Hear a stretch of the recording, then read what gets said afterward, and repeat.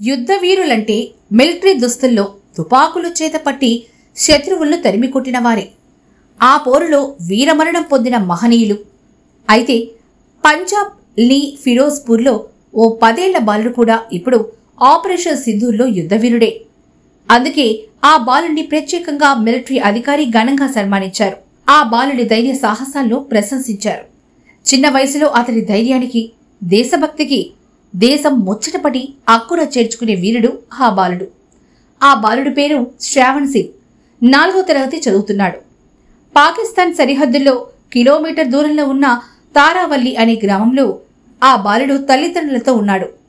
ఈ గ్రామానికి కోతవేటు దూరంలోనే లష్కర్-ఇ-తోయిబా, జైష్-ఇ-మహమ్మద్ తీవ్రవాద శిబిరాలు ఉన్నాయి.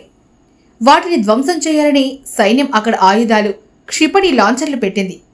శత్రు సంహారంలో తుపాకుల హోరులో ఉన్న ఆ ప్రాంతంలో సైనికుల కోసం ప్రతిరోజు ఈ బాలుడు పాలు, లస్సీ, టీ, బిస్కెట్లు కూడా తీసుకెళ్లి పెట్టి వచ్చేవాడు.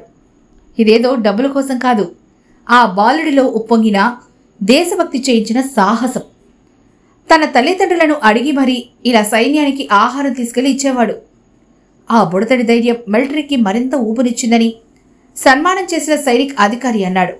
4 రోజుల్లో శత్రు శిబిరాలు, ఉగ్రవాద శిబిరాలను సైన్యం నేలమట్టం చేసే వరకు ప్రతిరోజు ఈ బాలుడు ఇంటి నుంచి సైనిక స్థావరాలకు పోయి ఆకలి తీర్చి వచ్చేవాడు.